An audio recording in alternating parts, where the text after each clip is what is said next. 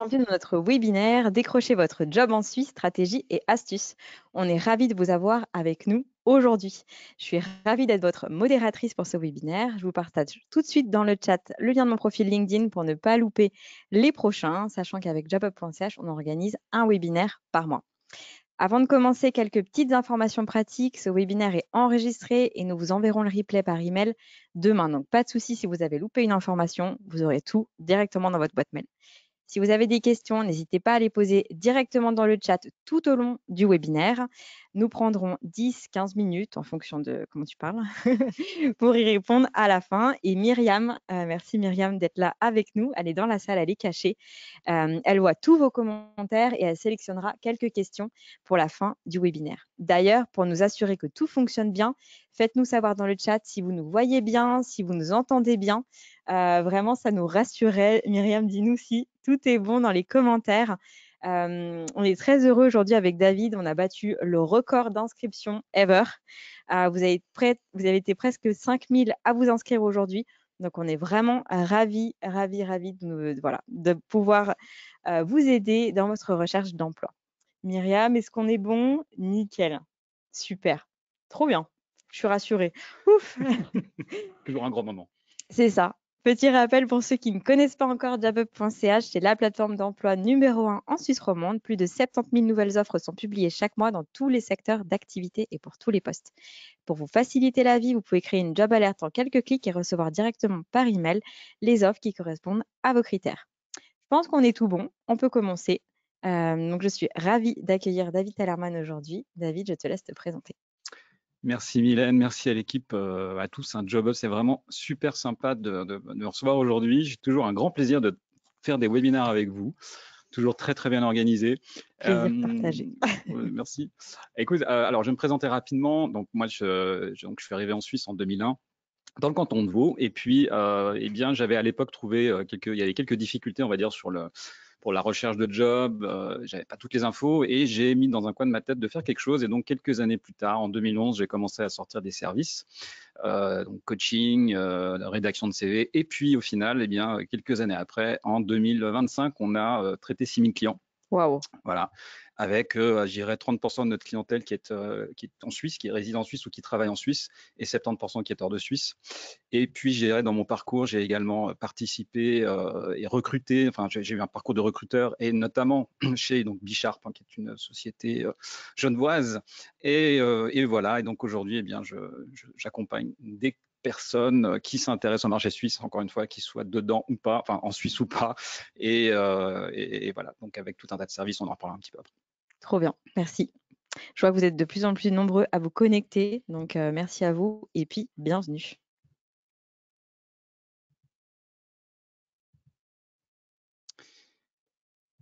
Alors, qu'est-ce qu'on va voir? Ouais, un petit aperçu là du programme. On va voir tout un tas de choses. Vous allez voir, on va vraiment balayer on va faire un 360, mais vraiment de la recherche de job. Alors, je précise quand même, hein, ça s'adresse vraiment à tout le monde. C'est-à-dire que Okay. voilà, que vous soyez en Suisse, pas en Suisse. Vraiment, l'idée, c'est vraiment de vous mettre ça sous les yeux. Moi, j'ai quand même pas mal de clients qui sont aussi parfois déjà sur place et qui me disent, bah, en fait, ça fait 10 ans ou 15 ans que j'ai pas cherché de job, je sais pas faire. Donc, même pour ces personnes-là, ça va être utile. Donc, on va parler du CV, on va parler de l'attitude, en tout cas de la culture locale. Enfin, voilà, vous avez vraiment sous les yeux tout ça. On va scanner de manière un peu plus détaillée tout ce qui suit. Donc, je te laisse aller sur les slides suivants. Allez, un petit aperçu, je dirais, de ce qu'est le marché suisse. Alors, on peut lire un peu partout que le marché suisse, c'est un marché super sympa, il y a plein d'opportunités, et c'est vrai, il y a pas mal d'opportunités. Mais il y a, alors, les opportunités, eh bien, c'est quoi? C'est lié à plein de choses. C'est lié au fait que l'économie suisse est une économie qui se porte bien. Ça, c'est vrai, avec, il y a quand même beaucoup d'innovation en tout cas dans ce pays, ça c'est vraiment chouette. Il y a aussi un phénomène démographique important, le vieillissement de la population. Hein, donc, il y a une grande partie de la population qui va, les boomers notamment, qui dans les années à venir, en fait, qui vont simplement aller partir à la retraite. Et bien, si on veut soutenir l'économie, on a un sujet, un souci, il faut recruter. Donc ça, c'est plutôt chouette, c'est plutôt intéressant. Et puis, il y a aussi un autre élément qui fait le dynamisme du marché suisse, c'est la souplesse du marché du travail. Simplement, par rapport à d'autres pays, eh bien, on voit ici que les rapports, en tout cas employé-employeur, sont plus équilibrés et que finalement, le marché, on va dire, va plus vite forcément parce qu'on peut recruter plus rapidement, on peut aussi finalement remercier des collaborateurs plus facilement. Je sais que ça fait peur à certains d'entre vous, mais n'ayez pas peur. Je vous expliquerai après pourquoi. Mais dans tous les cas, voilà, ça c'est vraiment le côté opportunité, c'est vraiment un marché vraiment très très sympa avec des secteurs, des entreprises vraiment très très sympas. Après, voilà, il y a le petit côté un petit peu moins sympa, c'est ce qu'on va voir maintenant. C'est bien, on voit les deux côtés. Ah oui, oui, mais voilà, en fait, alors moi je suis connu en fait pour ça, c'est-à-dire que enfin, je vais pas vous vendre du rêve, en fait, je vais essayer de vous raconter la vraie histoire Parfait, avec voilà, les côtés, les plus, les moins, voilà, mais je pense que c'est mieux comme ça, hein. parfait, j'adore. Allez, quelques chiffres, voilà, et infos du marché. Alors là, je vais vous parler, on va dire, c'est plusieurs sources hein, qu'on a là. C'est des sources d'information, notamment une étude de Van Runstedt, en fait, qui est assez récente, où ils ont interviewé en fait des recruteurs. Et puis aussi des chiffres, on va dire, plus officiels qui viennent de l'Office fédéral de la statistique. Un chiffre intéressant, déjà le taux d'activité, donc 67,7%. Donc c'est plutôt, c'est quand même plutôt chouette. Pour info, c'est à peu près 10 points de plus que d'autres pays, notamment pratiquement en moyenne, et notamment par exemple que la France. Ok. Donc c'est quand même, Oh, c'est énorme. ouais, c'est énorme, c'est énorme. Pareil pour les 50-64 ans, hein, le taux d'activité, 77%, c'est quand même très très élevé. Alors attention, hein, dans ces statistiques, il faut toujours se méfier. On parle aussi du taux de chômage d'ailleurs, hein. Il y a toujours en fait dans les statistiques un certain nombre de personnes qu'on n'inclut pas. Donc voilà, mais globalement retenez que c'est quand même Des bons chiffres. ouais, c'est quand même des bons chiffres, hein. Voilà, si en Ok. comparaison internationale, il faut plutôt les voir en comparaison internationale. Un taux de chômage à moins de 5%, alors au sens du BIT, je le dis toujours parce qu'à chaque fois que je parle du taux de chômage, on se prend une volée de bois vert en disant oui, il y a aussi ceux qui sont sortis du système. Le taux de chômage, en fait, au sens du BIT, Bureau international du travail, inclut, on va dire, ces personnes qui sont sorties du système. Ok. Donc, ce qu'il faut comprendre, c'est qu'en Suisse, historiquement, depuis des années, en fait, c'est à moins de 5%, c'est ce qu'on appelle le plein emploi. Même si, évidemment, attention, je ne suis pas en train de dire qu'il n'y a pas de chômage pour les personnes non, voilà, il y a bien sûr qu'il y a du chômage, mais voilà, c'est pas autant que enfin, c'est pas le SECO, le taux de chômage du SECO, on est à 3 ou je sais pas ou 4, enfin très très peu. Et voilà, c'est quand même plutôt très très bon chiffre aussi. Je pense que pas mal de pays aimeraient bien les avoir. Alors maintenant, si on doit parler plutôt de ce que les recruteurs disent, 3 choses très importantes que vous devez vraiment retenir en tant que candidat. Premièrement, en fait, l'expérience en fait est essentielle pour un poste. Ça veut dire quoi? Ça veut dire que en fait, se positionner sur un poste pour lequel on n'a pas d'expérience, ça va toujours être très compliqué, hein, et encore plus compliqué quand finalement les entreprises ont le choix. Si moi j'ai le choix entre 5 candidats, voilà, quand moi je recrutais, voilà, 5 candidats, s'il y en a un qui est un peu exotique, je ne vais pas forcément prendre le candidat exotique. Oui, mais on veut être rassuré en tant que Voilà. recruteur et on veut aller à la simplicité. Et voilà. Rassurer, on peut se rassurer en fait. Voilà. En fait, alors quand je dis ça, ça va énerver les recruteurs, mais c'est gentil parce que je les aime bien. Mais en fait, les recruteurs sont comme les banquiers, n'aiment pas le risque. En fait, donc ils vont prendre le candidat le moins risqué. Alors évidemment, et heureusement, il y a des recruteurs qui donnent leur chance à des profils, et heureusement. Mais globalement, voilà, faut comprendre que la grande majorité, ils vont pas prendre de risques, hein. Voilà. C'est-à-dire que la Suisse aussi, ça veut dire quoi? Ça veut dire que c'est aussi un pays qui est finalement peu ouvert à la reconversion. Ok. D'accord, donc ce qui est aussi très compliqué, hein, parce que à la fois pour les gens qui sont déjà sur place et qui font de la reconversion et pour ceux qui viennent de l'extérieur, c'est pas évident. Ça ne veut pas dire que c'est complètement fermé, mais c'est plus compliqué. Donc ça veut dire que typiquement, si vous êtes étranger, que vous arrivez sur le marché suisse en disant je vais changer complètement de métier, là ça va être vraiment très compliqué. Ok. Voilà. Et puis également, plus difficile pour les profils généralistes, à 67%, ça veut dire que lorsqu'on a un profil généraliste, c'est vraiment, vraiment pas simple. Donc voilà. Donc les profils généralistes, encore une fois, si le marché suisse est un marché mature, c'est un marché en fait, je te laisse juste passer. Voilà. Il y a deux idées à retenir de tout ça. En fait, les exigences des recruteurs sont précises. Le marché suisse est un marché mature, c'est-à-dire qu'en général, quand ils vont chercher un profil, ils ont des idées, des critères très précis. Ok. Voilà. Et si 80% de les critères ne sont pas, en tout cas, ne correspondent pas au profil du candidat, c'est pratiquement même pas la peine d'écrire. J'exagère un petit peu, hein, voilà. On descend à 70% si vous voulez, je veux bien. Mais globalement, en fait, quand vous avez, et c'est d'autant plus vrai que quand on a le choix, en fait, simplement, voilà, on a le choix. Donc, si j'ai 5 candidats, encore une fois, qui cochent toutes les cases, pourquoi je prendrais celui qui coche pas toutes les cases? Bon. Et l'idée numéro 2, le marché suisse, en fait, est compétitif, et ça, faut vraiment bien comprendre, hein. Moi, j'ai encore des prospects qui m'écrivent sur LinkedIn et qui me disent, bon, David, voilà, moi, je fais ça, le développeur IT ou je sais pas quoi, hein. Je pense que dans leur pays, ils sont très demandés. Et puis ils me disent merci de me faire part des opportunités. Mais non, en fait, ici, en fait, des gens comme vous, la plupart du temps, enfin, comme ces profils-là, il y en a quand même pas mal, malgré tout, même s'il y a une Ok. pénurie de talent. Il y a quand même de la grosse compétition, y compris pour les profils un peu tech, y compris pour les profils très recherchés. Donc, il faut vraiment retenir ça. Vous n'arrivez pas dans un pays, en gros, où il y a à peine l'électricité. Non, c'est un pays où il y a vraiment, voilà, beaucoup, beaucoup de compétition. Et puis, pour certains profils, c'est vraiment très, très compétitif. Il faut bien comprendre ça. En tout cas, c'est ce que je fais dans mes accompagnements, dans mes coachings. Les candidats doivent se comprendre très rapidement dans quelle situation, dans quel marché il se trouve. Si vous êtes sur un marché ultra compétitif où il y a énormément de candidats disponibles, ça va être très, très compliqué. C'est Ouais. pas impossible, mais compliqué. Ouais. Il faut adapter ses recherches. Pardon. Alors ça, c'est un tableau que j'adore. Je l'ai sorti justement dans mon talk show vendredi dernier. Ça fait réagir. En fait, souvent, on parle, en tout cas, quand on est étranger et qu'on pense à la Suisse, on traduit Genève. Exactement. Voilà. Pour eux, voilà, la Suisse, c'est Genève. Ok, bon, alors maintenant, je vous le dis franchement, dans les yeux, arrêtez de penser à Genève. Regardez ailleurs. Et je vous assure qu'ailleurs, il y a beaucoup d'opportunités.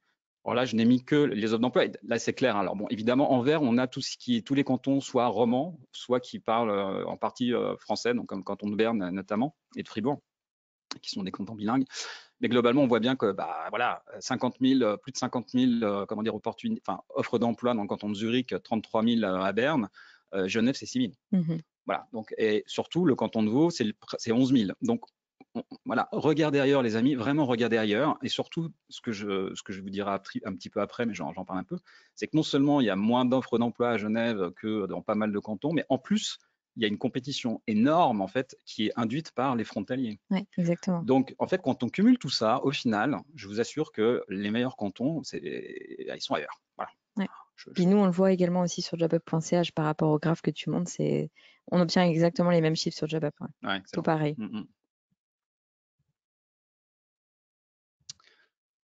Voilà, donc, alors, je le dis maintenant, puis après je ne le redirai plus, mais en fait, je me suis amusé, évidemment, j'ai pris ma tête, en fait, et je me suis mis sur des photos un peu partout.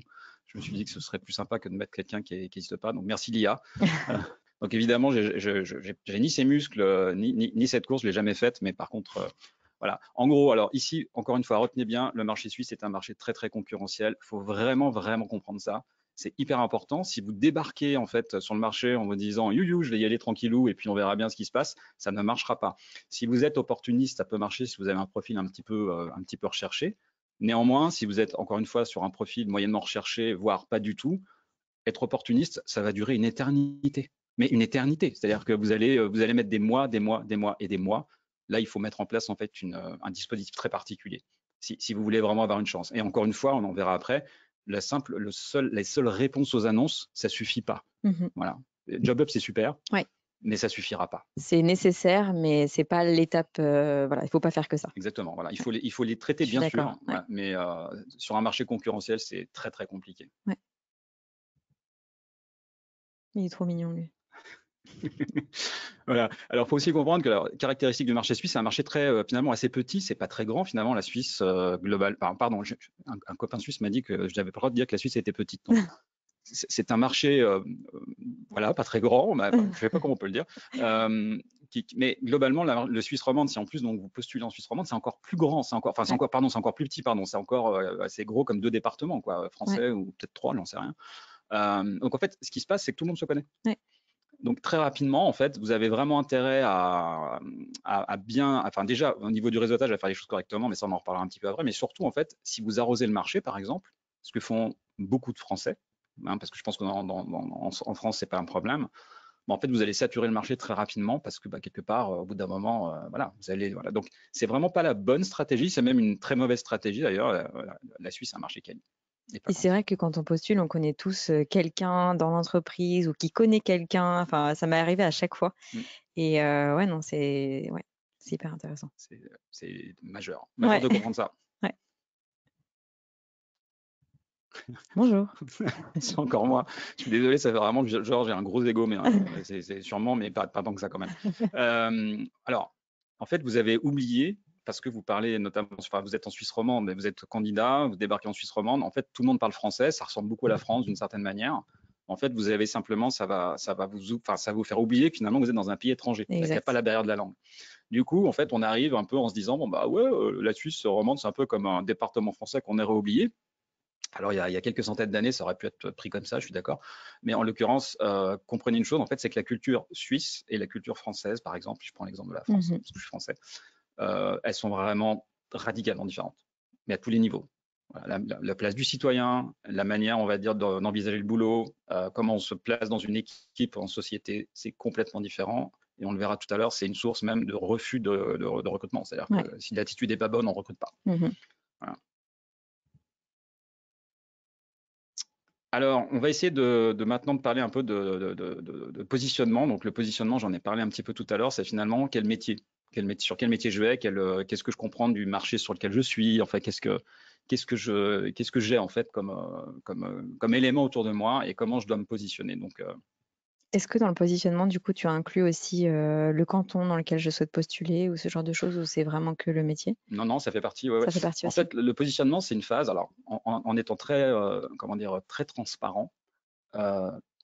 Sur l'ensemble des prospects qui viennent me voir, avant que je les accompagne, 60% en fait des échecs de ces prospects est expliqué par un mauvais positionnement. Ok, hyper intéressant. C'est-à-dire objectivement des personnes qui se positionnent sur un métier alors qu'en fait, elles n'ont objectivement aucune chance de l'atteindre, mais elles ne le savent pas. Donc en fait, tu postules, t'envoies 6000, enfin 2, 3, 4, 5, 600 CV, tu pourrais en envoyer 6000, en fait, ça changerait rien parce que tu n'as aucune chance. Je donne un exemple très simple. Hein. C'est une cliente en fait qu'on a accompagnée sur la rédaction de CV, donc juste là-dessus, qui en fait a fait jouer son réseau. Elle était, on va dire, sur un poste de direction. Je donne pas trop de détails côté français à Paris. Elle se retrouve là avec son mari. Enfin, son mari est muté dans la région, donc elle se retrouve sur Genève. Et là, elle se positionne sur le même métier, exactement le même métier qu'elle faisait en France. Et là, donc, dans son réseau, elle a eu cette intelligence d'avoir des contacts réseau. Elle a réussi à parler à quelqu'un qui fait le même métier qu'elle en Suisse, mais que ce qu'elle faisait en France. Et la personne lui a dit tout de suite, elle lui a dit, mais attention, si tu te positionnes sur ce métier-là, tu n'as absolument aucune chance. Il faut que tu prennes un poste d'adjointe. Voilà. Et pourquoi, du coup, qu'est-ce qui fait qu'une personne ne peut pas postuler au même poste dans 2 pays différents? Alors attention, hein, c'est pas systématique, ça dépend des métiers, ça dépend de tellement de. Il n'y a pas de le one size fits all ici, ça ne marche pas en fait. Ça dépend vraiment des métiers. Là, en fait, c'est une habitude à la fois du secteur. Elle m'a expliqué ça, c'était même très étonnant. Enfin, ça avait été dit de manière très cash. On dit, en gros, la personne lui disait, en fait, on a l'habitude de voir arriver des personnes comme toi, et en fait, en général, c'est une cata. Donc, tu passes sur un poste d'adjointe, et surtout, c'est lié en fait aussi à la culture. C'est-à-dire qu'on en reparlera un petit peu après. La manière de manager des hommes en Suisse, elle est quand même assez spécifique par rapport en fait à la manière de manager des hommes en France ou dans d'autres pays d'ailleurs. Alors, il y a des similitudes avec d'autres pays, mais globalement, voilà, c'est surtout lié à ça en fait. Ok, hyper intéressant. Alors, 4 points à bien voir sur votre positionnement. Être très précis dans votre métier ou vos métiers. Vous pouvez choisir plusieurs métiers. Vous pouvez tout à fait objectivement vous positionner sur plusieurs métiers, bien sûr. Après, se positionner sur un métier de boulanger, un métier de développeur Python en même temps, c'est compliqué, mais à la rigueur, pourquoi pas? Je ne le conseille pas forcément. En tout cas, c'est pas simple à gérer, mais ça pourrait se faire. Mais voilà, en tout cas, il faut être précis sur les métiers, et ça, c'est sûr, c'est vraiment lié en fait à la maturité du marché. On cherche des gens, encore une fois, qui sont très précis. Alors, je vous le dis sincèrement, les amis, l'enjeu, la clé, c'est vos compétences. Voilà, les compétences, si tu les as pas identifiées, c'est très très compliqué. Si tu n'es pas capable, entre guillemets, même de les ordonner d'un point de vue de l'importance, c'est encore très compliqué. On t'achète pour tes compétences, clairement. Donc voilà. Ensuite, bien sûr, il faut comprendre le marché qu'on vise, c'est-à-dire où est-ce que je suis, est-ce que je tombe sur un marché hyper concurrentiel ou pas, ou est-ce que je tombe sur un marché où il y a beaucoup d'opportunités ou pas, ça change tout. En fait, ça change simplement ta stratégie derrière. Donc moi, c'est un gros travail que je fais avec mes clients. Enfin gros, c'est en tout cas un aspect qu'on fait, c'est-à-dire que essaye de comprendre, parce que si tu es sur un marché où finalement tu sais qu'on te recherche plus ou moins, il suffit parfois de faire une bonne optimisation de son profil LinkedIn. Et si c'est pas le cas, en fait, il faut mettre en place toute la batterie, la totale, quoi. Donc voilà. 4e point, il faut aussi comprendre en fait qu'est-ce qui vous différencie des autres candidats. C'est hyper important. Qu'est-ce qui vous rend unique au final? Ouais. Pourquoi moi finalement? Voilà, ça c'est une vraie question. Hein. Quand on la pose en général, même mes clients ils sont et après on se prépare. Mais c'est hyper important de comprendre ça. Et surtout, ce qu'il faut comprendre, c'est qu'on ne recrute pas le meilleur. Ça veut rien dire. Mhm. Voilà, on recrute quelqu'un qui va être capable justement de bien se positionner par rapport au métier, de mettre en avant aussi ces critères de différenciation et aussi et bien, d'une certaine manière, bien expliquer et bien vendre ses compétences. Ouais, faut savoir bien se vendre au final. Ouais, se vendre, mais pas à la française. Ok. Et du coup, tu parles des compétences métiers. Est-ce que par exemple sur le CV, tu recommandes souvent des fois sur des CV, on voit des blocs justement compétences, un bloc spécifique sur le CV en plus des expériences. Est-ce que c'est quelque chose que tu recommandes ou est-ce qu'on met uniquement nos compétences dans nos expériences professionnelles dans l'ordre chronologique? Non, pour moi, alors justement, on en reparlera tout à l'heure sur la Ok. partie CV, mais en fait, c'est hyper important, bien sûr, d'extraire. Après, il y a la manière de le présenter. Mhm. De toute façon, quand je parlerai du CV, Ok. tu verras, c'est assez clair, en Tu fait. fais trop vite. Non, non, non, tu vas pas trop vite. Non, non. Non, non, mais par contre, c'est une vraie question. Il doit y avoir les deux, clairement. Ouais, ok. Voilà. D'accord. Voilà, donc l'idée, c'est d'identifier premièrement vos compétences et ensuite de les, comment dire, de les ordonner. En gros, quelle est la plus importante à la moins importante pour chaque métier. Et là, le gap de compétences. Alors ça c'est un gros sujet parce que justement, en fait, c'est là où il y a le problème. C'est-à-dire que, je donne cet exemple toujours marrant, je le donne toujours, mais alors, désolé pour ceux qui ont suivi le webinaire avant entendu cet exemple, mais je pense que c'est important pour tous les autres. Pendant des années, en fait, les entreprises suisses recherchent des profils de comptables. Et pendant des années, donc moi je l'ai communiqué, je dis bah voilà, la Suisse recherche des comptables. Et donc moi j'ai eu pratiquement régulièrement des comptables qui m'écrivaient en me Ok. disant moi je suis comptable David, mais en fait quand vous dites que la Suisse recherche des comptables, c'est pas vrai, ou je remets en doute parce que moi je suis comptable, j'écris aux entreprises et personne ne me répond jamais. Et donc je pose deux questions. Première question, est-ce que vous avez une expérience en Suisse? La réponse en général était non. Et deuxième question, je dis est-ce que vous connaissez le Swiss Gap? En gros, est-ce que vous connaissez le système de comptabilité suisse? Et là la réponse était quasiment toujours la même, non, mais le mais était là. J'ai lu que, ou j'ai entendu que, ou j'ai lu sur Facebook que, en fait, la comptabilité suisse étant plus simple que la Mhm. comptabilité française, eh bien c'est bon. Mais justement, le problème, il est là, c'est que c'est pas bon du tout. Et 100% des clients, pardon, qui sont du coup, si vous n'avez pas un minimum, un certificat Ouais. qui vous permet en fait d'accéder finalement, d'être crédible sur le Mhm. marché, mais vous n'avez aucune chance. Mhm. Et du coup, 100% des clients que je connais qui n'avaient pas en tout cas de mes clients qui n'avaient pas en tout cas cette certification, ils sont encore en train de chercher. Et Ok. 100% des clients qui ont passé cette certification ont un job. Mhm. Par contre, tu démarres junior Mhm. parce qu'on ne te connaît pas. Après, ça va plus vite. Mais tu Oui. démarres vraiment junior, même Ouais. si tu as 10 ans d'expérience. Hein. Ouais. Donc, il faut faire des concessions en tout cas. Exactement. Ah, les motivations, ça c'est un vrai sujet, j'adore. Euh, c'est une discussion que j'ai avec en tout cas les recruteurs avec qui j'échange régulièrement. Un exemple que je donne aussi très souvent, un recruteur me dit, écoute David, tu sais quoi, j'avais un candidat là sur le CV, c'est le candidat parfait, mais vraiment parfait quoi. Quand je voyais le CV, je fais ah. Mais après 10 minutes d'échange et de discussion, d'entretien, c'est sûr, je le prenais pas. Ok. Dommage. Voilà. Pourquoi? Ben, c'est clairement, en fait, notamment à cause de toutes ces petites choses là qu'on va voir, Ok. et pas que, mais voilà, en tout cas là, il y a des principales. On a dégrossi la liste. On a dégrossi la liste, ouais, et pourtant malheureusement elle est longue. Voilà, le salaire. Donc en fait, le salaire, c'est un sujet. Alors, on va faire les choses de manière très, très pragmatique. Le salaire, si vous me dites que le salaire n'est pas important, moi je dis que c'est un problème. Hein. Si moi, quand je faisais le recrutement et que j'avais un candidat qui me disait non, mais le salaire pour moi c'est pas important, là pour moi c'était un problème. Le salaire, c'est important. Évidemment que c'est important. Par contre, il ne faut pas que ce soit important plus que tout le reste, en fait, dans le sens où il ne faut pas que ce soit la motivation principale. C'est surtout ça. Et quand les recruteurs le détectent, quand on voit que c'est le sujet et que c'est la raison pour laquelle, en fait, le candidat est là, en général, ça ne va pas très loin.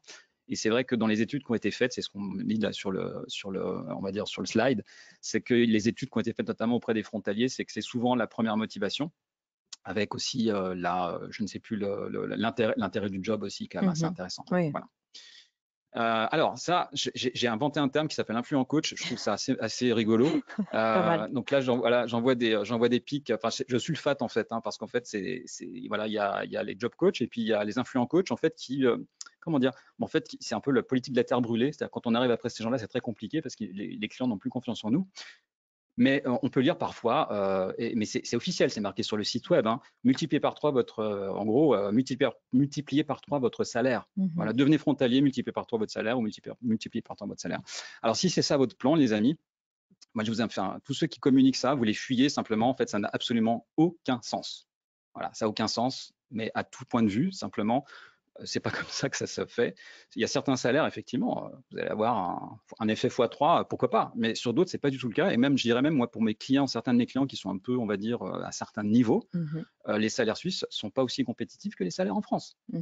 Donc ça n'a absolument aucun sens. Donc quand vous êtes confronté à quelqu'un qui vous dit ça, vous simplement vous le fuyez, quoi. Vous allez même voir plutôt. Pareil, voilà. En fait, on voit beaucoup. Moi, je vois beaucoup ça. En fait, je pense qu'il en pousse un tous les jours. Hein, donc un coach qui t'explique que être frontalier c'est génial, etc. Mais est-ce que c'est un projet être frontalier? Sans rire. Mmh. Est-ce que c'est vraiment un projet? Être frontalier, c'est un statut, ok, et parfois on n'a pas le choix. Et dans le canton de Genève, objectivement, c'est compliqué parce que quelque part, un, ça coûte hyper cher de se loger localement, et deux, je veux dire, voilà, il y a pas beaucoup de place. Enfin bref, on voit bien. Maintenant, est-ce que c'est un projet en soi professionnel? J'ai pas l'impression. Voilà. Donc quand on vous dit, voilà, devenez frontalier, non, moi je suis comptable, je suis dev IT, Python, mais être frontalier, voilà, on verra après, quoi. Donc essayez d'imaginer que finalement, ça c'est aussi quelque chose, on le verra tout à l'heure d'ailleurs, juste après, que finalement dans des cantons comme Genève, être frontalier dans quelques années, ça pourra peut-être potentiellement être problématique quand même. Mmh. Voilà. Donc ça l'a été, et voilà. Du coup, je te laisse passer le suivant. Alors, quand on voit ça, on comprend mieux, hein, parce que souvent aussi, c'est le sujet. Moi, je lis beaucoup de choses comme ça, ça me révolte, hein, où on dit ah non, non, de toute façon, les Suisses n'aiment pas les frontaliers, etc. Je dis alors, donc vous arrêtez avec ça. On vous voit. On vous voit. Arrêtez avec ça, parce que ça n'a aucun sens. Enfin, c'est pas compliqué, en fait. Il y a à peu près 47% en tout cas des actifs dans le canton de Genève et dans le canton du Tessin qui sont des frontaliers. Donc, Waouh, si on n'aimait pas les frontaliers, pardon, hein. c'est énorme. Moi, je travaille beaucoup avec des patrons de PME.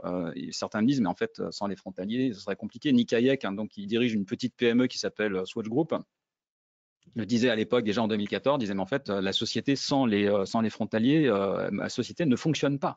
Donc, en fait, le sujet n'est pas là. Le sujet, c'est pas qu'on n'aime pas les frontaliers, c'est que quand on regarde la carte, on comprend un petit peu mieux. C'est-à-dire que là, tous les petits points rouges, en fait, c'est simplement les endroits, en fait, où on a un taux d'emploi de frontaliers supérieur à 50%. OK. Voilà, ce qui est énorme. Donc ça veut dire que dans la boîte, vous avez, voilà. Et c'est vrai que, alors c'est un exemple que je donne souvent, il m'arrive de parler avec des professionnels, par exemple du canton de Neuchâtel, où il y a beaucoup d'industries, où là, en fait, vous avez parfois en fait des équipes qui sont des équipes frontalières, des équipes de résidents. Et en fait, ils sont managés, chacun est managé par, les frontaliers sont managés par un chef d'équipe frontalier, Oh et les autres waouh. sont managés par un chef d'équipe résident.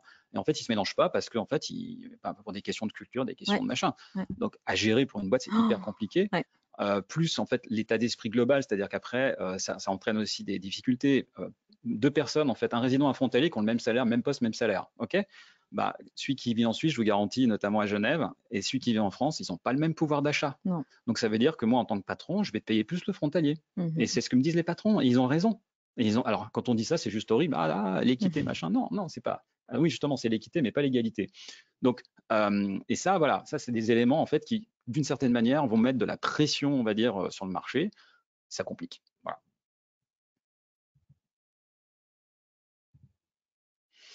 Allez, on va parler de l'image. Alors, est-ce que c'est important l'image, d'après vous? Alors, on peut peut-être poser la question au. Évidemment.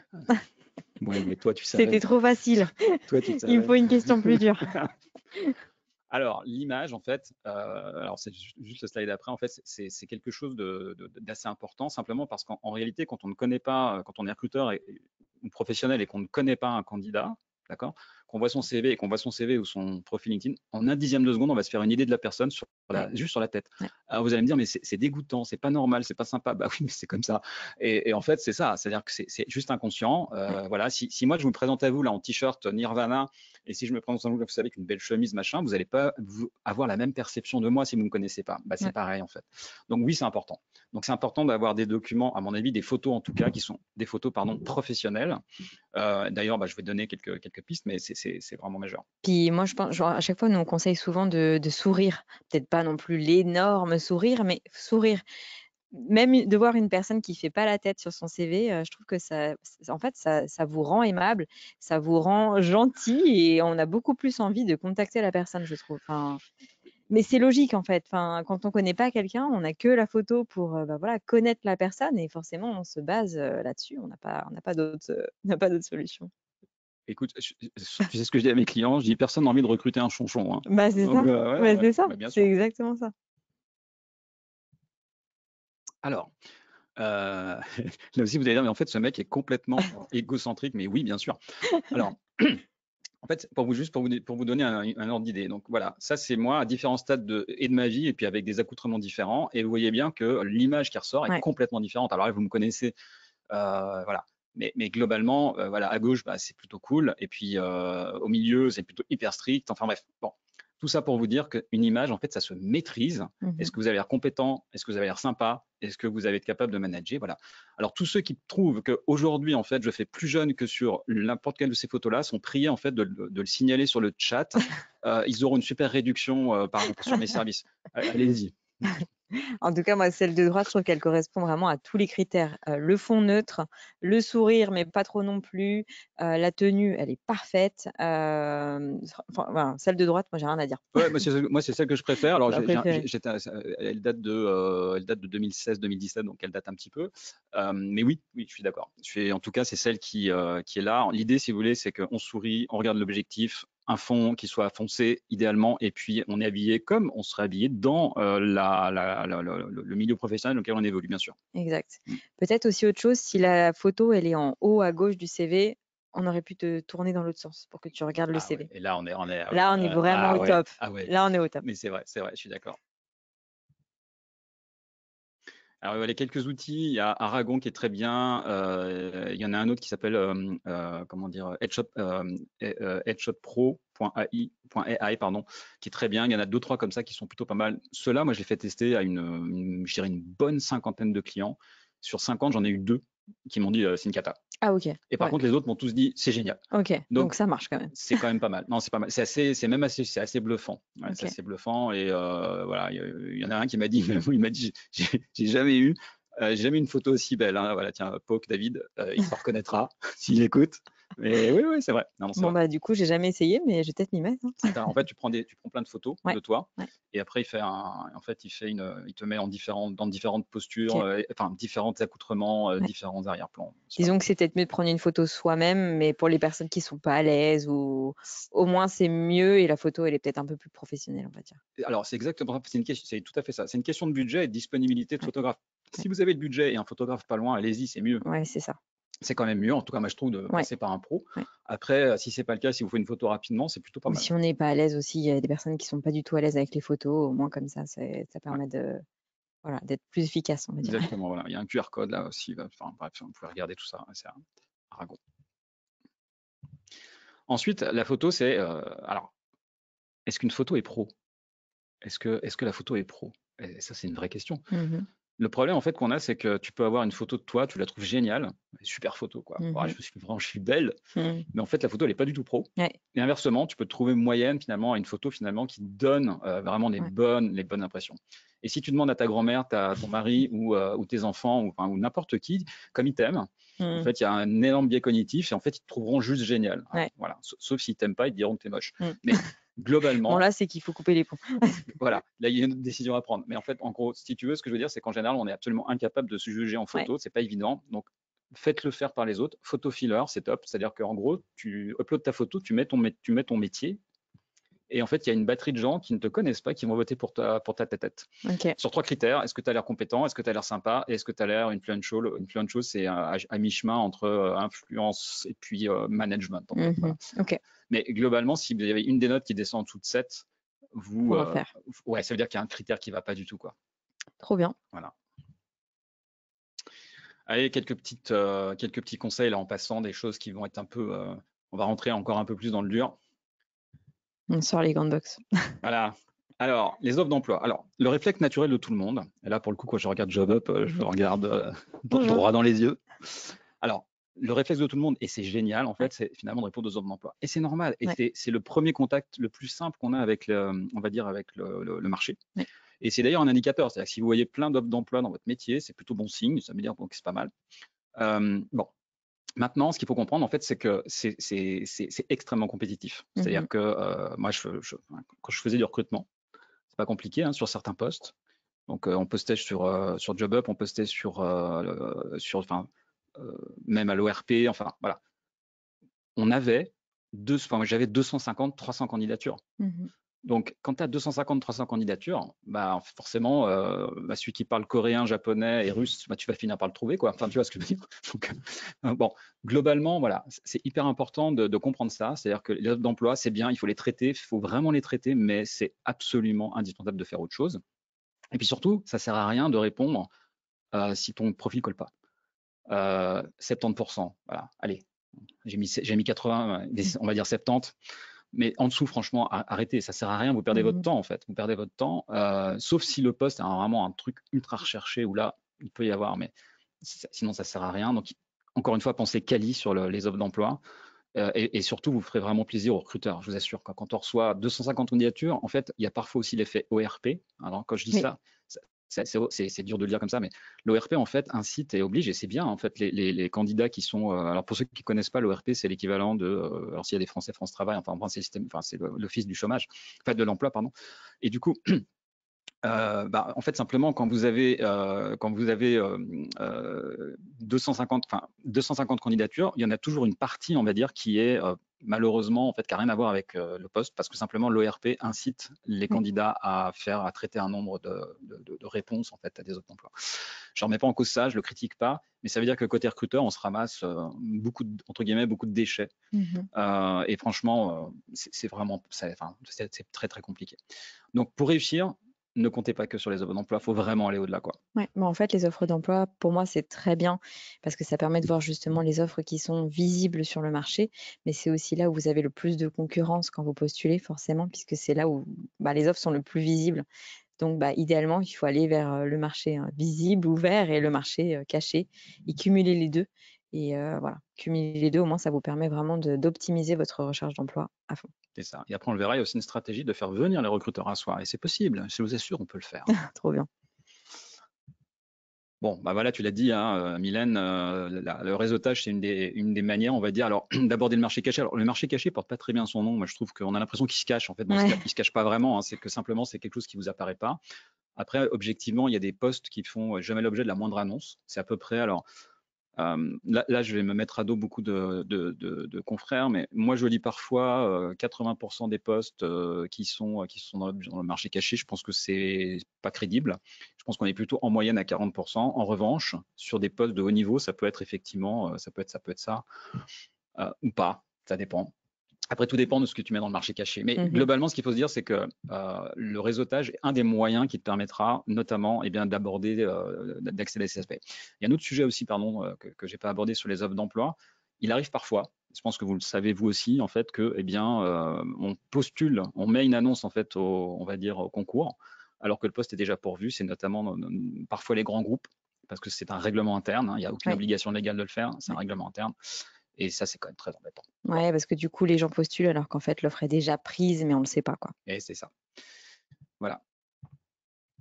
Allez, on va parler maintenant des cabinets de recrutement. En fait, il faut comprendre que les recruteurs, en fait, c'est vos alliés. Ils ont le même objectif que vous, en fait. Eux, ils seront super contents de vous placer. En gros, en fait, un cabinet de recrutement qui vous place, il faut comprendre qu'il va toucher à peu près entre 20 et 25% de votre salaire annuel. Ok. Donc, en gros, quand il vous voit arriver, il voit un gros chèque. Non, je plaisante évidemment. Non, c'est très méchant, c'est pas vrai. C'est pour rigoler que je dis ça. Ne tapez pas. Non. Mais globalement, voilà, c'est là aussi la réalité. C'est-à-dire que voilà, vous êtes quelque part, vous représentez aussi de l'argent. Et ce que moi je conseille de faire, c'est vraiment d'en faire vos alliés. Ils sont en général très très bons conseils. En tout cas, c'est en général des gens qui ont la fibre humaine. Il faut dans ce métier. Ouais, c'est hyper Sinon, important. tu changes de métier. Exactement. Et puis, il faut être idéalement, en fait, il faut pouvoir faire, je trouve, en tout cas relativement tôt dans son, quand c'est possible, dans son parcours, en fait, des entretiens exploratoires. Ok. C'est pas toujours possible. Et en ce moment, juste après Covid, c'était juste impossible.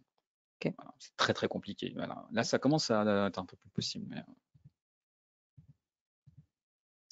Allez, ça, LinkedIn, ça c'est un énorme sujet. Simplement, c'est en général, alors ça a l'air bizarre de dire ça, mais je l'affirme, en fait, c'est extrêmement mal compris par les candidats.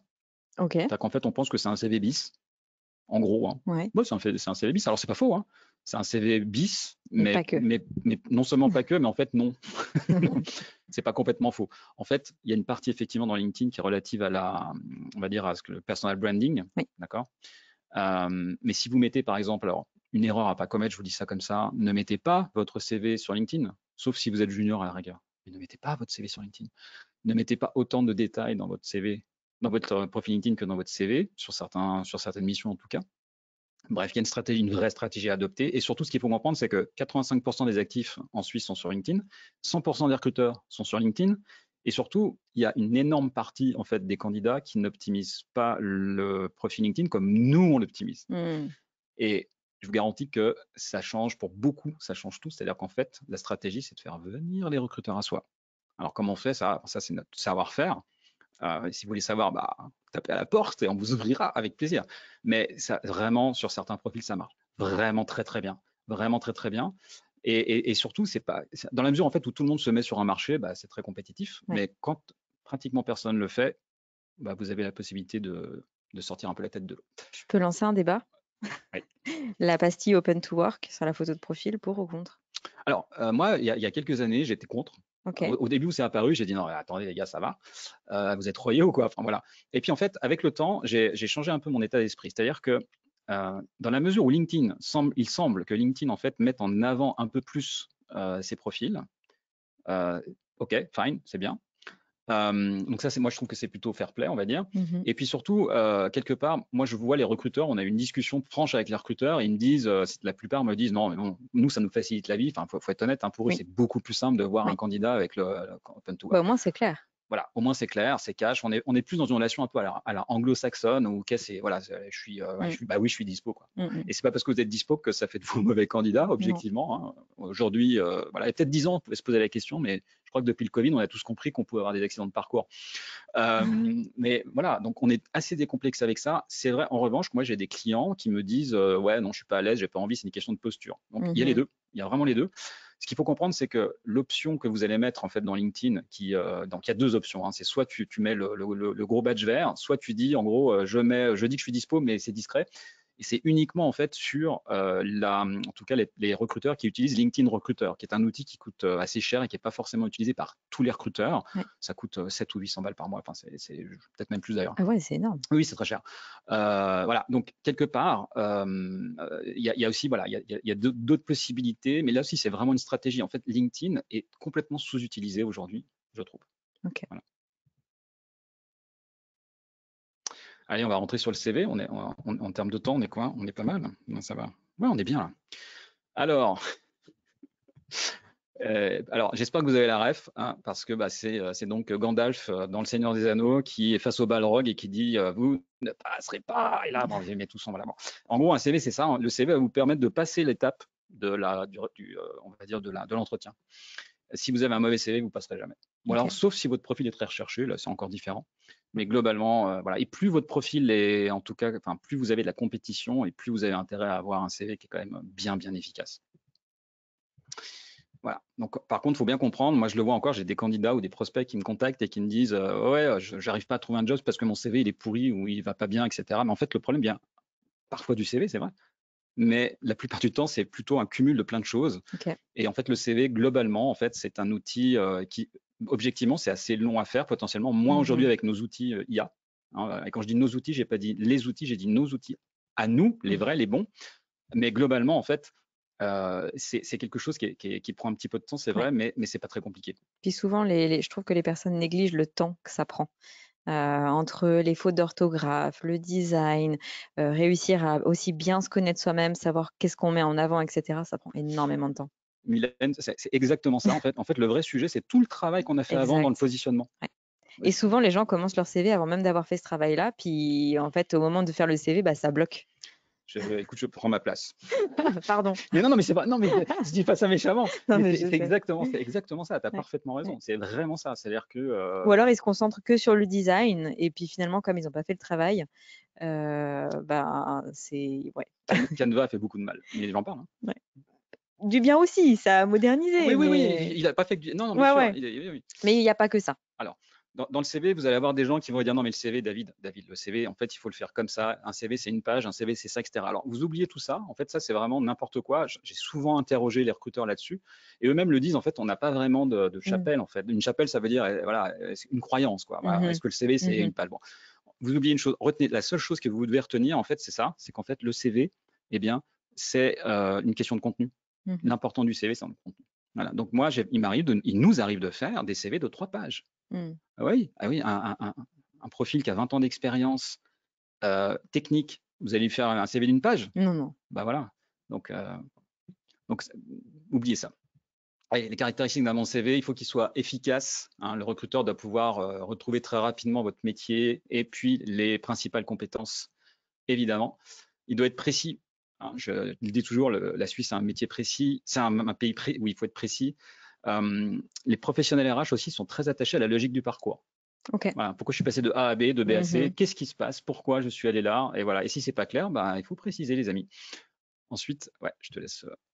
Voilà. Évidemment, l'orthographe, on en a Pardon, parlé. Voilà. trop vite.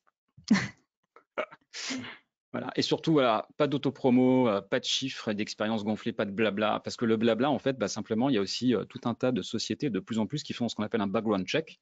Donc, en gros, tout ce que vous écrivez, bah, au moment de signer le contrat, bah, si c'est vrai, ça va. Si c'est pas vrai, bah, au revoir. Ouais, faut pas mentir. Ouais, non, faut pas mentir.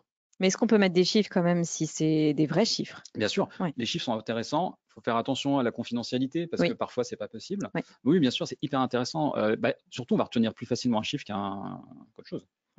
Voilà. Nous, si jamais on fait des CV depuis, enfin, même à titre perso, depuis 2011, hein. Donc, voilà. Et ce qui est important, alors On a vu passer. ouais, j'en ai vu passer quelques-uns. En fait, ce qui est important et ce qu'il faut vraiment comprendre, en fait, c'est que, alors pour le coup, ça c'est le slide suivant. En fait, c'est ce qui se passe c'est ce qui se passe dans la tête des recruteurs. La réalité, en fait, elle est là. Quand vous savez comment les recruteurs raisonnent et comment ils Mmh. lisent un CV, derrière, en fait, c'est facile d'adapter un CV en fonction de ce qu'ils attendent. Parce qu'il y a un ordre bien précis dans les informations qu'ils recherchent et surtout, il y a 2 étapes dans un CV. Alors, je vais vous donner les 2 étapes. Je ne vais pas vous donner le détail parce qu'il ne faut quand même pas exagérer, mais au moins vous aurez ça. Les 2 étapes du CV, il y a la première étape qu'on appelle la phase de screening, c'est-à-dire qu'on va regarder c'est entre 4 et 10 secondes où en fait, on doit retrouver 2 informations essentielles, le métier et les compétences métiers. Parce que ça fait partie de la description de poste, les must-have, hein, ce qu'on appelle dans le jargon. Et si ça, je l'ai pas repéré rapidement, je vais peut-être écarter le CV. Et plus j'ai de candidats dans ma boîte mail, et plus ça va être 4 secondes, et moins j'en ai, plus ça va être 10 secondes. Voilà, donc cette phase, elle est juste critique. Et là, vous voyez à l'écran, en fait, il y a cette zone, hein, qui prend pratiquement 30% de la première page, et qui peut peut-être même être parfois plus, eh bien, elle est là pour ça. Ouais. Voilà. Donc, c'est ce que nous, on appelle un cartouche. Parfois, c'est synthèse. Et en général, Profil. voilà. Je Je dirais sur 100 CV que je vois passer, il y en a 1 ou 2 pour lesquels c'est très bien, ou relativement correct. Et pour le reste, c'est pas du tout ça. On va parler Ouais. de choses qui n'ont absolument aucun intérêt pour le recruteur. Ouais.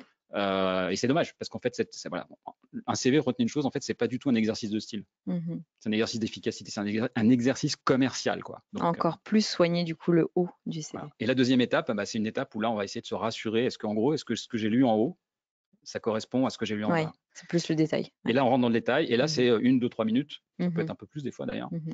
Voilà. Quand vous avez compris ça, vous êtes le roi du monde. Et en fait, vous pouvez faire tous les CV que vous voulez. Et ça marche. Alors, ça marche. Vous n'aurez pas toujours, en tout cas, comment dire, un entretien. Mais ce que je veux dire, c'est qu'au moins, le recruteur va comprendre qui vous êtes. Le scénario catastrophe, c'est on est le bon candidat, mais le recruteur ne s'en rend pas compte parce que votre CV est tellement pourri. Ouais. Enfin, pourri. Il On est mal présenté. Pour Là. ceux qui n'ont pas vu, il a mis des grosses guillemets. Voilà. Donc voilà. Le design, alors voilà, Canva, c'est très bien. Il y a des modèles très sympas sur Canva, mais il y a surtout beaucoup de modèles qui sont pas très sympas du tout parce qu'en fait, en gros, la plupart des personnes, vous allez tous le faire, vous allez simplement adapter le contenu au design. Voilà, Mmh. ce qui est complètement, c'est exactement l'inverse qu'il faut faire. Ouais. Voilà. Et on va parler des ATS 2 minutes quand même, parce que là, l'ATS, c'est le sujet. On peut pas parler de CV, pas parler d'ATS. L'ATS, en fait, alors, pardon de le dire, et c'est moche et tout, c'est quand même un gros bullshit, hein, de ce qu'on peut lire en tout cas sur Je LinkedIn suis d'accord. aujourd'hui. Je l'ai dit récemment d'ailleurs. Voilà. En fait, un ATS, c'est pas du tout un outil qui va à base d'IA, qui va vous sélectionner. C'est beaucoup plus simple que ça. L'IA, elle est à peine rentrée dans les ATS Ouais. aujourd'hui. J'avais fait un article d'ailleurs là-dessus il n'y a pas très longtemps, mais enfin même un article pro. Mais enfin, je suis pas un pro d'une ATS, mais globalement, je sais quand même quand ça marche et puis j'en ai vu quand même, j'en ai utilisé. Mais globalement, voilà. Par contre, vous avez des critères parfois de ce qu'on appelle notamment de la qualification, Mmh. où bah, simplement on va dire bah, voilà, est-ce que vous savez faire telle chose, est-ce que vous parlez de telle langue, parce que c'est hyper important pour le poste, parce que si vous l'avez pas, voilà, notamment sur certains ATS, c'est comme ça que ça fonctionne. Donc moi, quand j'utilisais, c'était ça. Typiquement, en fait, moi, j'écartais tous les candidats qui n'étaient pas européens. Mmh. Voilà. Alors non pas, c'est simplement pour une question de permis, accords bilatéraux, etc. Mmh. Voilà. Et ça, objectivement, bien sûr, si vous n'êtes pas européen et si c'est une question, bah, vous êtes écarté automatiquement. Mais ça s'arrête là, en fait. Donc arrêtez avec les ATS. Et pour savoir si votre CV passe l'ATS, vous faites un copier-coller de votre fichier PDF, vous le mettez sur un fichier brut, un éditeur brut, pardon, hein, sur Mac ou Oui, il y en a. ou sur Windows, Ouais. et vous regardez si les rubriques sont bien dans l'ordre et tout va bien. Donc ça veut dire aussi que si par exemple votre CV est sur 2 colonnes, ça peut être un peu le chenil. Et puis ne vous stressez pas avec les ATS. Donc nous, on a une statistique, 80 des entreprises n'utilisent pas d'outils, pour trier les candidatures. Donc il faut quand même se dire que, en fait, quand vous envoyez votre CV, en fait, il est juste lu par un humain et une personne, normale. Bien sûr, non mais bien sûr. Donc voilà, il Ouais, y a beaucoup de débats là-dessus, pour au final, voilà, c'est les CV sont lus par des humains, il y si a on peut un résumer. recruteur qui se bat avec ça en ce moment, je le vois passer, ça doit l'énerver en fait, c'est Dominique Milomateur. Je crois qu'il travaille chez MSC, je crois. Et en fait, je crois qu'il fait un article en ce moment tous les 2 jours sur le sujet, le pauvre, parce que je pense qu'il est en train de se battre. Mais vraiment, arrêtez avec les ATS, franchement, arrêtez quoi. Voilà, comme je le disais, on gonfle pas son CV, on met son vrai niveau de langue, on met ses vrais diplômes, on met pas des faux diplômes. Enfin, voilà. Donc, ensuite, allez, on va parler maintenant. Là, c'est la partie pub. Je vais faire ça rapidement. En fait, nous, on propose. Alors, moi, je fais de l'accompagnement en one-to-one. Donc ça, si vous êtes intéressé, vous pouvez me contacter par LinkedIn. Ou sur mon site. Il y a aussi Swiss Mastery, donc qui est une plateforme sur laquelle vous avez la possibilité à la fois d'être accompagné, vous êtes en autonomie. Il y a tout, il y a vraiment tout notre savoir-faire là-dessus. Et avec ça, vous allez pouvoir avoir à la fois des tutoriels sur tous les sujets. Vous allez avoir des workshops. J'interviens en fait 2 fois par mois sur des sujets ultra précis. Et vous pouvez me poser vos questions. Vous avez une boîte à outils avec tout un tas de sujets et il y a aussi la possibilité de faire du réseautage. Donc, je vous invite. Voilà. Et on a changé très récemment, je le dis, on a changé très récemment la tarification. OK. Voilà, c'est beaucoup plus abordable maintenant. Deuxième, je te laisse passer. Ouais, alors, j'ai fait une petite promo là, ce que je fais assez rarement d'ailleurs. Merci d'ailleurs pour ça. Bah ouais, c'est cool. Non, non, nous, ça nous intéresse aussi, hein. Voilà, avec un code coupon JobUp 2025, tout accroché, quand vous allez, si vous êtes intéressé, donc sur l'option Swiss Mastery Plus, donc c'est l'option la plus grosse, dans laquelle moi je vous accompagne, c'est-à-dire que je fais en tout cas, on a du coaching plus l'accès à la plateforme. Si vous cliquez, enfin si ça vous intéresse, cliquez bien sur la petite flèche en haut, là, il y a un truc qui s'appelle Summary et vous allez pouvoir rentrer le code coupon et ça va le déduire. Donc c'est quand même, ouais, c'est quand même 90 € quoi, Trop en bien. francs suisses. Voilà. Merci en tout cas pour, la promo et valable jusqu'au mercredi 12 février Ouais, au voilà, soir. ouais, c'est assez court, hein, mais voilà, au moins si je vous ai donné envie de travailler avec moi, au moins voilà. On fait également, alors ça c'est le suivant, je fais à peu près un par trimestre en fait un séminaire sur en présentiel à Annecy. Je le fais souvent à Annecy parce que j'aime bien. Et donc là, c'est le plaisir de rencontrer les gens pour de vrai, de les toucher. Ah, mais oui, donc comme ça, ils peuvent voir que je suis bien une vraie personne également. Là aussi, vous pouvez y participer. On n'a jamais plus de 20 personnes. Donc en tout cas, moi, je bloque à 20. Mais c'est vraiment un très très bon moment. Et voilà, enfin, je vous laisserai regarder, il y a pas mal de petites choses dessus. Donc le samedi 12 avril. Voilà, c'est le 12 avril 2025, exactement, c'est le prochain. Merci, Mylène. Tu suis plus que moi, Emilio. Toujours difficile de parler de ces services. Ouais, c'est sûr. Allez, on va parler du réseautage maintenant. Et là, ce qu'il faut comprendre, en fait, c'est que le réseautage, ça s'apprend. Ça s'apprend, c'est-à-dire que c'est quelque chose, en fait, qui ne s'improvise pas. Si vous voulez être efficace, il faut vraiment l'apprendre. Et ça, c'est vraiment le vrai sujet, de départ. Moi, j'ai pas mal de clients qui me disent non, moi, je fais du réseau, je vais à Palexpo, etc. C'est ce qu'on appelle le réseautage salon de thé. C'est un de mes clients qui a sorti ça, je trouvais ça très drôle. Et en fait, posez-vous la question de savoir si vous n'êtes pas organisé, le réseautage salon de thé, qu'est-ce qui reste à la fin de la journée, en fait, une fois que vous avez serré 40 mains. Voilà, donc en gros, il faut vraiment professionnaliser votre réseautage. Ouais. Voilà, ce qu'il faut comprendre, en fait, c'est que le réseautage, ça n'a rien à voir avec la recherche d'emploi. Alors quand je dis ça, vous me dites, ah, mais David, ça va. Non, c'est pas vrai. C'est pas que ça n'a rien à voir, c'est que c'est la recherche d'emploi, trouver un job grâce au réseau, ça peut être une des solutions, mais c'est pas le but. Et l'idée, c'est que on puisse, comment dire, avancer. On va parler maintenant de l'IA. Donc, ce qu'il faut comprendre, c'est que les recruteurs en ont marre des lettres génériques. Mmh. Et puis, vas-y, ouais, je te laisse passer sur la suite. Donc, ce qu'il faut comprendre, c'est qu'il faut l'utiliser avec intelligence. On a souvent en fait des outils qui hallucinent. Donc, si vous pensez faire une bonne lettre de motivation juste en demandant une lettre de motivation, ça va pas marcher. Je vous donne un petit tips. mettez-lui votre CV, mettez-lui les critères de l'annonce et vous lui demandez de faire le lien et de faire une super lettre de motivation sur un modèle. Alors, voilà. Ou alors sinon, vous pouvez venir chez nous parce qu'on en a aussi plein des comme ça qui sont hyper efficaces. Pareil pour le CV, vous ne ferez pas un CV ou un profil LinkedIn avec ChatGPT, c'est pas vrai, ça marchera pas très bien, ça va vous corriger, ça va faire plein de trucs, mais ça sera pas super efficace. Comprenez ce que vous signez. Alors là aussi, on peut quelques conseils pour finir. Vas-y, je te laisse dérouler, Mylène. Alors, vous allez fuir, et ça c'est une injonction, hein. Vous fuyez les contrats en fait qui vous proposent un fixe quasi nul. Pour la plupart des gens, en fait, c'est vraiment des arnaques. Hein, vous fuyez aussi les pseudo-coachs qui sont aussi conseillers financiers. Alors ça, c'est aussi né il n'y a pas très longtemps, je trouve ça énorme. En fait, je suis coach, job coach et conseiller financier en même temps. Comme ça me permet de capter de la clientèle très tôt, et puis ceux qui passent, je peux leur vendre un troisième pilier. Voilà, donc ces gens-là, vous les fuyez parce que c'est pas des gens sérieux, quoi. Voilà. Donc c'est un peu. En général, on les reconnaît parce qu'ils montent une vidéo d'eux en fait en voiture, une belle voiture en général. Voilà. Moi, j'invite tous mes clients à bien comprendre ce qu'il y a dans leur contrat de travail. Ne signez pas trop vite un contrat de travail. Il faut comprendre ce qu'il y a dedans. Le deuxième pilier, est-ce que vous savez ce que c'est? Voilà, c'est quand même un sujet. C'est juste le poste le plus important de dépenses. Et puis, il faut être au point sur tout ce qui est, on va dire, à côté du salaire, le salaire net, l'impôt à la source, etc. Il faut vraiment comprendre. Informez-vous les gars. Enfin, les gars, pardon, informez-vous les candidats, pardon, parce qu'il y a aussi des femmes.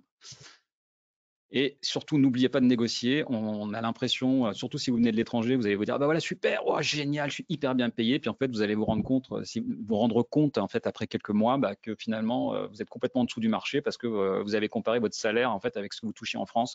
Donc ça se négocie un salaire en fait, toujours. Je prends la parole. Du coup, sur java.ch, on a l'estimateur de salaire. C'est un outil qui est hyper pratique. Je vais vite parce qu'on est un petit peu en retard.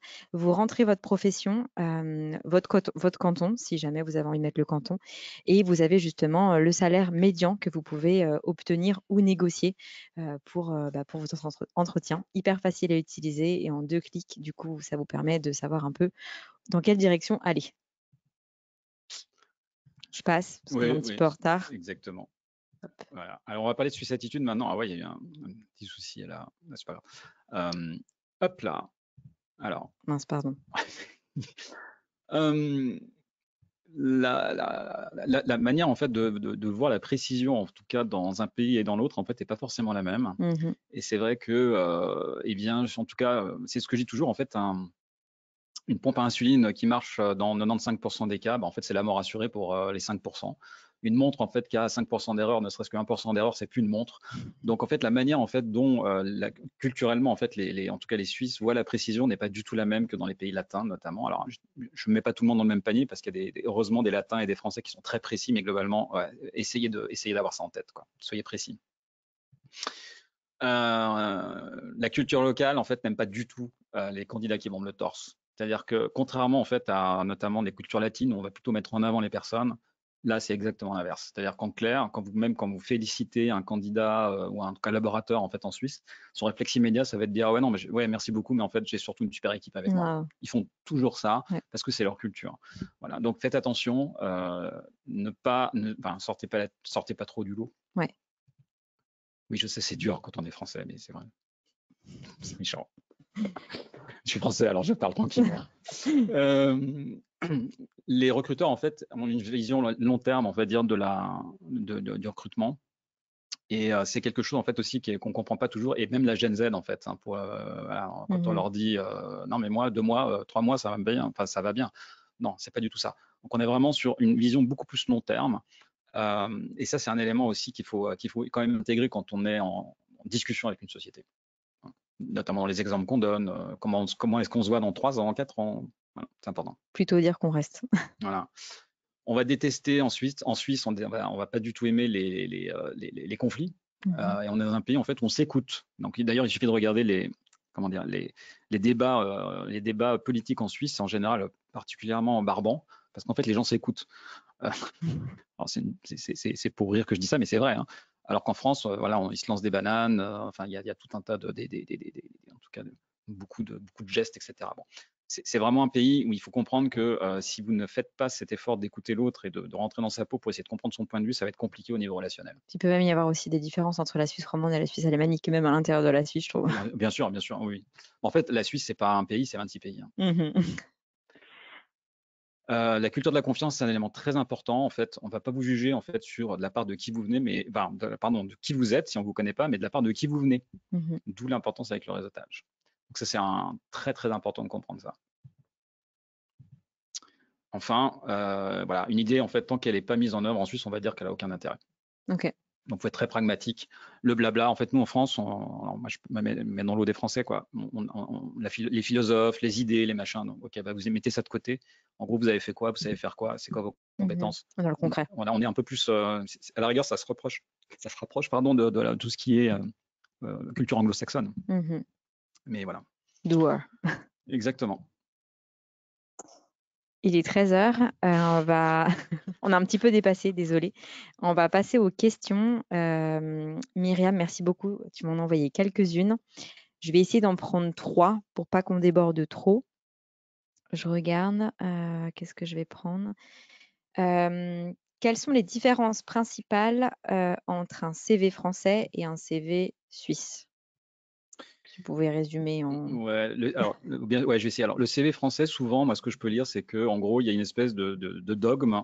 En gros, moins de 5 ans ou 10 ans d'expérience, le CV fait une page, et plus de 10 ans, il fait 2 pages. Ensuite, le nombre de pages, moi, je conseille d'en faire 2 quand on peut, mais c'est pas un sujet. Et surtout, en fait, on va avoir tendance dans le CV suisse, en fait, à développer, à mon sens, davantage la partie mission, expérience professionnelle, simplement parce qu'on a besoin de comprendre. Ok. Voilà. Et en général, les recruteurs sont très contents d'avoir du détail là-dessus. Ouais, c'est les gros. Il y a plein d'autres choses, mais c'est Oui, vraiment les oui, gros, quoi. oui. Merci. Une autre question hyper intéressante. Est-ce que les candidatures spontanées fonctionnent bien en Suisse? Alors, très bonne question. Je sais pas qui l'a posée, mais je la félicite ou je félicite.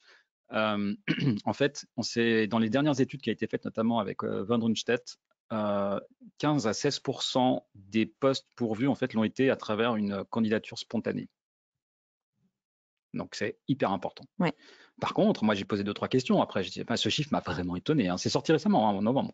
Donc j'ai posé 2-3 questions. J'ai dit aux recruteurs, je leur ai dit, mais c'est vrai. Alors ils ont pas été capables de me confirmer ça, mais parce que c'est compliqué. Mais par contre, ils m'ont dit la chose suivante. Ils m'ont dit, en revanche, pour que ça marche, il faut vraiment que il faut que la candidature soit vraiment très personnalisée. Ouais. Voilà. Et c'est là où, pour le coup, ChatGPT pourra un peu vous aider, mais il faut vraiment aller beaucoup plus loin que ça. Ouais, bah là, gros disclaimer justement sur toutes les personnes qui envoient des candidatures spontanées en masse. Je le recommande pas du tout parce que c'est pas ça qui va porter ses fruits, hein. C'est complètement contre-productif. C'est exactement l'inverse, en fait. C'est Ouais, contre-intuitif et ouais. contre-productif, hein. Et justement, il vaut mieux mettre en avant en fait ce qui vous lie en fait par rapport à l'entreprise, les points communs que vous avez, et vraiment faire de la personnalisation à fond. C'est comme ça que vous allez vous démarquer. Quali. Ouais. Et préparation. Chaque fois, c'est les termes qu'on utilise. Je vois l'heure. Je vais prendre une dernière question. Que faire si on a des diplômes étrangers en termes d'équivalence? Alors, soit vous avez un métier protégé, donc dans la santé, Mhm. géomètre, enfin des métiers vraiment, ce qu'on appelle un métier protégé. Ouais. Et là, en fait, vous n'avez pas le choix, vous n'avez pas le droit de travailler si vous n'avez pas l'équivalence. Ok, Donc c'est clairement, là, c'est un coup près, c'est net. c'est net.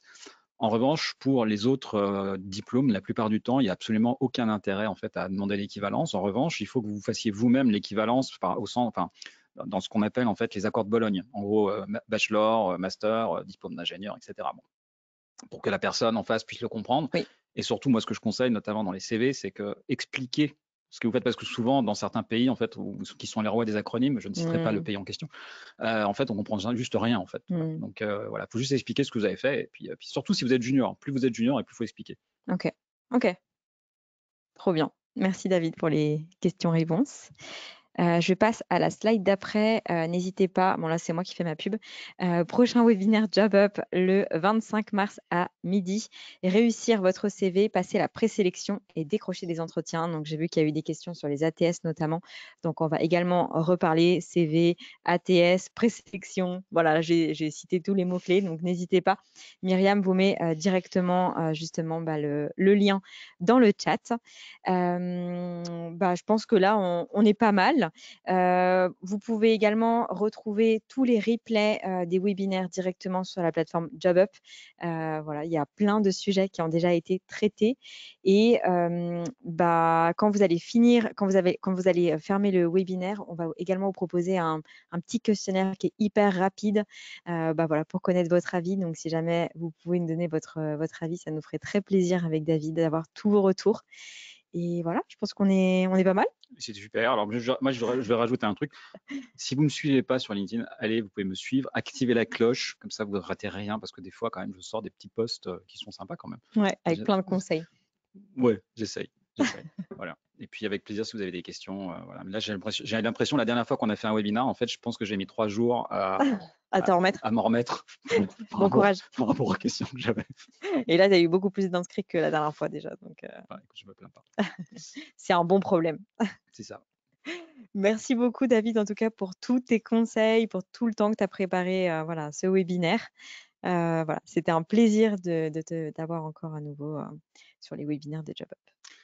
Plaisir partagé, c'est toujours hyper sympa de faire des webinaires avec vous. Alors vraiment, voilà. Et puis merci beaucoup. Merci à toute l'équipe et puis à la JobUp. Merci. Merci à vous d'avoir été présents et à bientôt. On se retrouve le 25 mars.